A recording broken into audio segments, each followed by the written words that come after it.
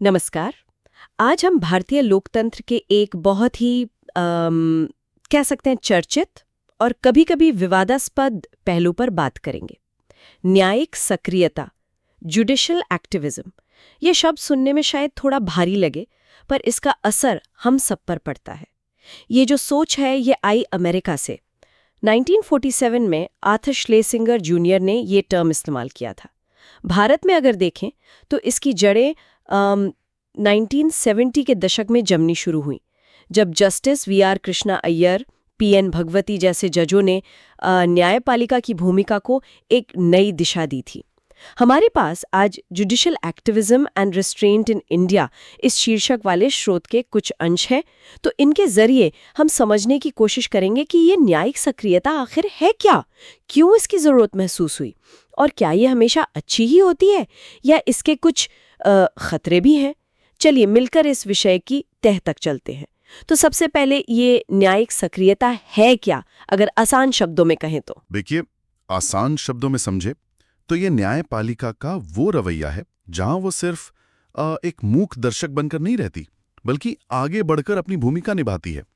खासकर कब, जब लगता है कि सरकार के जो दूसरे अंग हैं, मतलब विधायिका जो कानून बनाती है और कार्यपालिका जो उसे लागू करती है, वो संविधान के हिसाब से अपना काम ठीक से नहीं कर रहे हैं, या शायद नागरिकों के अधिकारों की रक्षा नहीं कर पा रहे।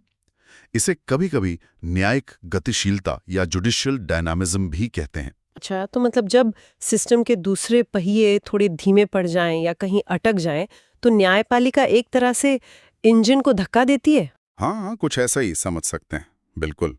हालांकि इसकी परिभाषाएं कई हैं, ये भी ध्यान रखना होगा। एक नज़रिए से देखें तो ये जजों को पारंपरिक कानूनी रास्तों से हटकर, मतलब समाज की बेहतरी के लिए नई सोच और नीतियों के पक्ष में फैसले देने को प्रेरित करती है। पर यहीं ये सवाल भी उठता है कि क्या ऐसा करते हुए जज कानून बनाने वालों या उसे लागू करने वालों के काम में दखल दे रहे हैं। कुछ लोग इसे सोशल इंजीनियरिंग का नाम भी देते हैं, आपने सुना होगा। हाँ हाँ, सुना है, सोशल इंजीनियरिंग। चाहे जो कहती है कि ये वो न्यायिक प्रैक्टिस है जहां जजों के फैसले कभी-कभी जो स्थापित कानूनी मिसालें हैं उनसे अलग होते हैं, या शायद कानून बनाने वालों के मूल इरादे से भी अलग लगें, लेकिन उनका मकसद होता है लोगों के अधिकारों की रक्षा करना या उन्हें और मजबूत करना। कुछ इसे ऐसा भी मानते हैं कि जज कानून की व्याख्या करते समय या नए सिद्धांत बनाते वक्त कहीं ना कहीं अपनी व्यक्तिगत सोच या पब्लिक पॉलिसी को लेकर अपने विचारों से प्रभावित होते हैं।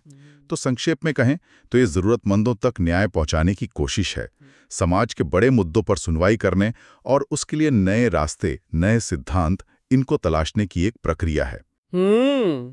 तो ये सिर्फ कानून को पढ़ना नहीं हुआ, बल्कि उसे समाज की बदलती नब्ज के साथ जोड़कर देखना हुआ। ये दिलचस्प है कि परिभाषाएं भी कितनी अलग अलग दिशाओं से आ रही हैं। भारत में अगर देखें तो इसका रूप कैसा दिखता है? भारत में इसके दो रूप खास तौर पर नजर आते हैं। पहला तो ये, जब अदालतें सरकारी संस्थाओं को निर्देश देती हैं कि भाई आप नागरिकों के अधिकारों की रक्षा करें या जनहित के जो काम हैं उन्हें पूरा करें। जो हम जनहित याचिका या पीआईएल के बारे में सुनते हैं ना, हाँ, पीआईएल्स, वो इसी का एक बहुत बड़ा उदाहरण है। इसमें अदालतें एक तरह से सरकार को उसकी जिम्मेदारियां याद दिलाती हैं। और दूसरा पहलू जोड़ा है हमारे मौलिक अधिकारों की व्याख्या से। देखिए, संविधान हमें कई अधिकार देता है।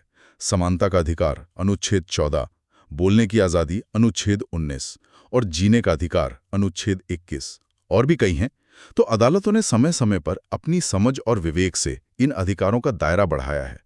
उन्होंने ये पक्का किया कि ये अधिकार सिर्फ किताबों में ना रह जाएं, बल्कि असल जिंदगी में लोगों के काम आएं। ये वाकई कमाल की बात है, खासकर वो अनुच्छेद 21 वाला मामला, जीवन और व्यक्तिगत स्वतंत्रता का अधिकार। उसकी व्याख्या तो अदालतों ने इतनी वसी कर दी है। उसमें साफ हवा पानी का अधिकार, गरिमा से जीने का अधिकार, निजता का अधिकार, पता नहीं क्या क्या शामिल हो गया है। बिल्कुल बिल्कुल। और पीआईएल ने तो जैसे क्रांति कर दी थी एक समय पर। आम आदमी भी बड़े बड़े मुद्दों को अदालत तक ले जा सका है ना। हाँ बिल्कुल। पीआईएल ने वो जो लोकस स्टैंडी का पारंपरिक सिद्धांत था उसे ही बदल दिया। पहले नियम था कि भाई केवल वही व्यक्ति अदालत जा सकता है जिसके खुद के अधिकार का हनन हुआ हो। हाँ, जिसका सीधा लेना देना हो। सही कहा। लेकिन पीआईएल के बाद कोई भी व्यक्ति या संस्था जिसका सीधा हित ना भी जुड़ा हो, वो समाज के किसी बड़े मुद्दे पर या किसी ऐसे वर्ग के लिए जिनकी आवाज कोई नहीं सुनता, उनके लिए अदालत का दरवाजा खटखटा सकता है। तो क्या यही लोकस स्टैंडी में ढील देना और अधिकारों की नई नई व्याख्या करना, क्या यही न्यायिक सक्रियता है या ये न्यायिक समीक्षा जुडिशियल रिव्यू से कुछ अलग है? ये दोनों शब्द अक्सर कंफ्यूज करते हैं लोगों को। हाँ, ये जुड़े हुए तो हैं पर एक नहीं है, ये समझना जरूरी है। देखिए, न्यायिक समीक्षा यानी जुडिशियल रिव्यू वो तो न्यायपालिका की एक बुनियादी शक्ति है जिससे वो किसी भी कानून को या सरकारी आदेश को संविधान की कसौटी पर परख सकती है कि भाई ये संविधान के दायरे में है या नहीं। ये हुआ समीक्षा का काम। ठीक है, ये तो संविधान का एक तरह से गार्डियन या रखवाला होने जैसा हुआ। हाँ बिल्कुल। अब न्यायिक सक्रियता को आप न्यायिक समीक्षा का ही एक कह सकते हैं ज्यादा मुखर, ज्यादा आगे बढ़कर इस्तेमाल करने वाला रूप समझ सकते हैं, जहां समीक्षा में जज मुख्य रूप से कानून को संविधान के मौजूदा प्रावधानों से मिलाते हैं, वहीं सक्रियता में वो कई बार सामाजिक आर्थिक बदलावों को ध्यान में रखते हुए कानून की व्याख्या करते हैं, उसमें नए अर्थ खोजते हैं या जहां कानून चुप है वहां निर्देश देते हैं।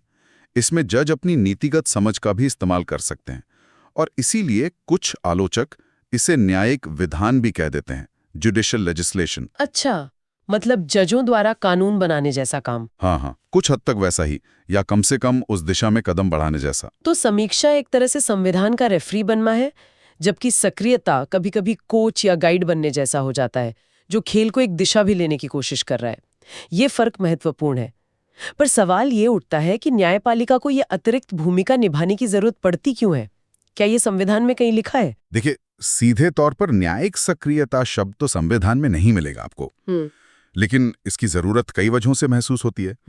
डॉक्टर BL वढेरा और सुभाष कश्यप जैसे विद्वानों ने इसके कुछ कारण गिनाए हैं। हाँ? सबसे पहला और शायद सबसे आम कारण है कार्यपालिका और विधायिका की विफलता। जब सरकारें नागरिकों की उम्मीदों पर खरी नहीं उतरती या अपने संवैधानिक कर्तव्य निभाने में थोड़ी ढिलाई बरतती हैं तो लोगों का भरोसा कम होने लगता है। हाँ, ये तो होता है। तब उनकी आखिरी उम्मीद न्यायपालिका से ही बनती है। दूसरी वजह, जजों में भी समाज सुधार की इच्छा हो सकती है। वो भी तो इसी समाज का हिस्सा है और बदलाव देखना चाहते हैं। ये इच्छा PIL जैसी चीजों को बढ़ावा देती है। तीसरा, कभी-कभी कानून में कुछ खालीपन रह जाता है, लेजिस्लेटिव वैक्यूम जिसे कहते हैं। मतलब किसी नए मुद्दे पर कोई स्पष्ट कानून नहीं होता। ऐसे में अदालत को जरूरत के हिसाब से रास्ता दिखाना पड़ता है। और हाँ, हमारे संविधान के कुछ प्रावधान, खासकर जो मौलिक अधिकारों से जुड़े हैं, वो न्यायपालिका को ये शक्ति देते हैं कि वो उनकी रक्षा के लिए जरूरी कदम उठाए। अच्छा। सुभाष कश्यप कुछ और दिलचस्प वजहें भी बताते हैं, जैसे जब संसद कमजोर हो, मिलीजुली सरकारों का दौर हो और सरकारें मुश्किल फैसले लेने से बचें, तब वो खुद ही ऐसे मामले अदालतों पर डाल सकती हैं। या जब सरकारें खुद ही नागरिकों के बुनियादी अधिकारों का हनन करने लगें, ऐसा भी होता है। और एक मानवीय पहलू भी है कि कभी-कभी जज भी लोकप्रियता या मीडिया की सुर्खियों में रहने की इच्छा से प्रेरित हो सकते हैं। हालांकि ये थोड़ी संवेदनशील बात है। यानी ज्यादातर मामलों में सक्रियता एक तरह का रिस्पॉन्स है, व्यवस्था के दूसरे हिस्सों की कमजोरी या उनके छोड़े हुए खालीपन का। पर इस सक्रियता को हवा कौन देता है? मतलब कौन है वो लोग या समूह जो इन मुद्दों को अदालत तक ले जाते हैं? हाँ, ये सक्रियता अपने आप नहीं होती, ये सही है। इसके पीछे कई तरह के लोग और समूह होते हैं। जाने माने कानूनविद हैं उपेंद्र बख्शी। उन्होंने इनकी एक लंबी सूची दी है। इसमें नागरिक अधिकारों के लिए लड़ने वाले कार्यकर्ता हैं, सामाजिक आर्थिक न्याय पर फोकस करने वाले समूह हैं, उपभोक्ताओं के हक की लड़ाई लड़ने वाले संगठन, बंधुआ मजदूरी खत्म करने के लिए काम करने वाले लोग, पर्यावरण की रक्षा के लिए आवाज उठाने वाले समूह, बड़े बांधों जैसी परियोजनाओं से प्रभावित लोगों के संगठन, ये सब शामिल हैं। काफी लंबी लिस्ट है ये तो। हाँ, और भी हैं, जैसे बच्चों के अधिकारों के लिए काम करने वाले, बाल श्रम हो, शिक्षा हो, कैदियों के अधिकारों के लिए लड़ने वाले, गरीबी और भुखमरी जैसे मुद्दों को उठाने वाले, आदिवासियों के हकों की बात करने वाले, महिलाओं के खिलाफ हिंसा या लैंगिक भेदभाव के विरुद्ध लड़ने वाले समूह, और हाँ, वकील समुदाय और बार एसोसिएशन भी। वो न्यायपालिका की स्वतंत्रता और जवाबदेही जैसे मुद्दों पर बहुत सक्रिय रहते हैं। कई बार तो कोई एक अकेला व्यक्ति ही किसी बड़े सामाजिक मुद्दे को लेकर अदालत पहुंच जाता है। तो ये एक बहुत बड़ा और विविध दायरा है जो इस सक्रियता को गति देता है। ये सूची तो वाकई दिखाती है कि समाज के कितने अलग-अलग तबके, कितनी उम्मीदें न्यायपालिका से लगाए बैठे हैं। लेकिन जैसा कहते हैं, हर चीज के दो पहलू होते हैं। इतनी सक्रियता को लेकर कुछ चिंताएं या डर भी तो होंगे। बिल्कुल हैं, और ये चिंताएं भी बहुत गंभीर हैं, वाजिब हैं।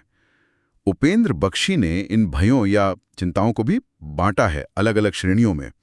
पहला है वैचारिक भय, मतलब ये डर कि क्या न्यायपालिका अपनी हदें पार कर रही है, क्या वो विधायिका और कार्यपालिका के अधिकार क्षेत्र में घुसपैठ कर रही है।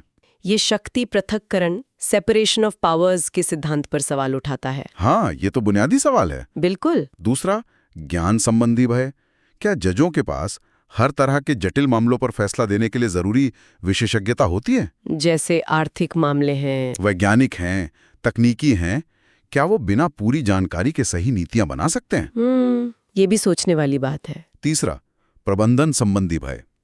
हम सब जानते हैं कि भारत की अदालतें पहले ही मुकदमों के बोझ तले दबी हैं।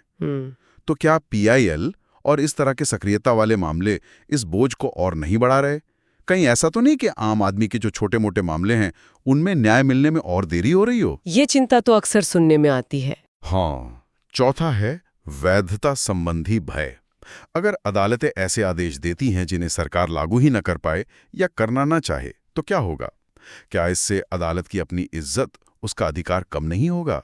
क्या लोगों का भरोसा न्यायपालिका से उठ नहीं जाएगा? ये भी एक बड़ा रिस्क है। बिल्कुल। फिर पांचवा, लोकतांत्रिक भय। क्या ये सक्रियता लोकतंत्र को मजबूत कर रही है या फिर चुने हुए प्रतिनिधियों की भूमिका को कमजोर करके लोकतंत्र को ही चोट पहुंचा रही है? कहीं एक तरह का जजों का राज तो स्थापित नहीं हो रहा? और छठा, एक निजी किस्म का जीवनी संबंधी भय। ये जजों के मन में हो सकता है कि भाई अगर मैं बहुत ज्यादा सक्रियता वाले फैसले दूंगा तो रिटायरमेंट के बाद मेरी छवि कैसी बनेगी? क्या मुझे विवादास्पद माना जाएगा? अरे ये तो सचमुच बहुत सोचने वाली बातें हैं। खासकर ये संतुलन साधना कि जरूरत पड़ने पर आगे भी बढ़ना है लेकिन अपनी सीमाओं का ध्यान भी रखना है और लोकतांत्रिक संस्थाओं का सम्मान भी करना है। इसी पूरी बहस में एक दूसरा नजरिया भी तो आता है, न्यायिक संयम का, जुडिशियल रिस्ट्रेंट। ये क्या कहता है? हाँ, न्यायिक संयम का दर्शन, जैसा कि नाम से ही जाहिर है, वो न्यायिक सक्रियता के ठीक विपरीत खड़ा है। इसके जो समर्थक हैं वो मानते हैं कि जजों का काम सिर्फ ये बताना है कि कानून क्या कहता है, जैसा वो लिखा गया है। बस कानून बनाना या बदलना ये काम विधायिका का है, क्योंकि विधायिका जनता द्वारा चुनी जाती है। जजों को अपने निजी राजनीतिक विचारों या अपनी पसंद नापसंद को अपने फैसलों पर हावी नहीं होने देना चाहिए। मतलब कानून की व्याख्या करो, उसे बनाओ मत। अदालतें चुनी हुई नहीं होती, इसलिए वो अलोकतांत्रिक हैं। न्यायिक समीक्षा की शक्ति संविधान में स्पष्ट रूप से नहीं दी गई थी। हालांकि भारत में ये स्थिति अलग है, यहाँ ये शक्ति स्पष्ट है। शक्ति पृथक्करण का सिद्धांत महत्वपूर्ण है और अदालतों को अपनी सीमाएं पता होनी चाहिए ताकि उनकी विश्वसनीयता बनी रहे। इनमें से ज्यादातर बातें भारतीय संदर्भ में भी मायने रखती हैं। और जहाँ तक मुझे याद आ रहा है, भारत के सुप्रीम कोर्ट ने भी हाल के वर्षों में कई बार इस न्यायिक संयम की जरूरत पर जोर दिया है। हाँ, बिल्कुल दिया है। दिसंबर 2007 में सुप्रीम कोर्ट का एक फैसला इस लिहाज से बहुत महत्वपूर्ण माना जाता है। कोर्ट ने साफ तौर पर कहा था कि जजों को संयम बरतना चाहिए और विधायिका या कार्यपालिका का काम अपने हाथ में लेने की कोशिश नहीं करनी चाहिए। कोर्ट ने याद दिलाया कि संविधान ने तीनों अंगों विधायिका, कार्यपालिका, न्यायपालिका के बीच शक्तियों का बंटवारा किया है और हर अंग को दूसरे का सम्मान करना चाहिए और उसके क्षेत्र में दखल नहीं देना चाहिए। ये तो एक तरह से लक्ष्मण रेखा खींचने जैसी बात हुई। हाँ, कह सकते हैं। उस फैसले में बेंच ने थोड़ी सख्त टिप्पणी भी की थी। उन्होंने कहा कि न्यायिक सक्रियता के नाम पर जज अपनी सीमाएं लांघकर दूसरे अंगों का काम नहीं कर सकते। जजों को विनम्र रहने और सम्राटों की तरह व्यवहार न करने की सलाह दी गई थी। फ्रांसीसी विचारक थे मोंटेस्क्यू। उनका हवाला देते हुए कोर्ट ने चिताया था कि शक्तियों के बंटवारे का सम्मान न करने के नतीजे गंभीर हो सकते हैं। और ये चेतावनी आज भी उतनी ही प्रासंगिक है, क्योंकि न्यायपालिका पर अक्सर अतिक्रमण यानी ओवररीच के आरोप लगते रहते हैं। कोर्ट ने यह भी कहा कि न्यायिक सक्रियता को न्यायिक दुस्साहस, जुडिशियल एडवेंचरिज्म नहीं बनने देना चाहिए। यह दलील देना कि बाकी दो अंग ठीक से काम नहीं कर रहे इसलिए न्यायपालिका को दखल देना पड़ रहा है, यह सही नहीं है। कोर्ट ने खुद माना कि भाई न्यायपालिका पर भी तो सालों से मुकदमे निपटाने में देरी के आरोप लगते हैं। हाँ, ये बात भी सही है। तो अगर विधायिका या कार्यपालिका सही काम नहीं कर रही तो उसका हल जनता के हाथ में है। अगले चुनाव में सही लोगों को चुनें या शांतिपूर्ण प्रदर्शन करें। और भी कानूनी तरीके हैं। न्यायपालिका के पास न तो हर काम की विशेषज्ञता है, न ही संसाधन। इसलिए न्यायिक संयम ही शक्ति संतुलन बनाए रखने और खुद न्यायपालिका की स्वतंत्रता की रक्षा के लिए जरूरी है। तो कुल मिलाकर ये एक लगातार चलने वाली रस्साकशी है, एक संतुलन बनाने की कोशिश है। एक तरफ अन्याय और निष्क्रियता के खिलाफ खड़े होने की जिम्मेदारी है और दूसरी तरफ संवैधानिक सीमाओं और लोकतांत्रिक प्रक्रियाओं का सम्मान करने की जरूरत। कोई आसान जवाब नहीं है यहाँ। तो आज हमने न्यायिक सक्रियता के इस जटिल लेकिन बेहद महत्वपूर्ण मुद्दे को कई पहलुओं से देखा, समझा कि ये क्या है, भारत में कैसे काम करती है, न्यायिक समीक्षा से कैसे अलग है, क्यों इसकी जरूरत पड़ती है, कौन इसे आगे बढ़ाता है और इसे लेकर क्या चिंताएं हैं। साथ ही हमने न्यायिक संयम के नजरिए और उस पर सुप्रीम कोर्ट की सोच को भी जाना। हाँ, और अगर हम इसे एक बड़े फलक पर देखें तो ये पूरी बहस असल में इस बारे में है कि भारत जैसे विशाल और विविध लोकतंत्र में शक्ति का संतुलन कैसे बना रहे। न्यायपालिका की भूमिका आखिर क्या हो, वो कानून की व्याख्या करने, न्याय देने और अधिकारों की रक्षा करने, इन तीनों कामों में तालमेल कैसे बैठाए, खासकर तब जब व्यवस्था के दूसरे हिस्से अपनी भूमिका निभाने में शायद उतने कामयाब ना हो रहे हों। ये एक बहुत ही नाजुक संतुलन का सवाल है। बिल्कुल। और इसी के साथ हम अपने श्रोताओं के लिए एक सवाल छोड़ जाते हैं जिस पर वो सोच विचार कर सकते हैं। सवाल ये है कि आज के तेजी से बदलते भारत में, जहां नई नई चुनौतियां रोज सामने आ रही हैं, न्यायपालिका न्यायिक सक्रियता और न्यायिक संयम के बीच वो सही रास्ता कैसे खोज सकती है जिससे वो अपनी संवैधानिक जिम्मेदारी भी निभाए और आम जनता का भरोसा भी बनाए रखे। ये एक ऐसा सवाल है जिसका जवाब शायद हमें लगातार खोजते रहना होगा।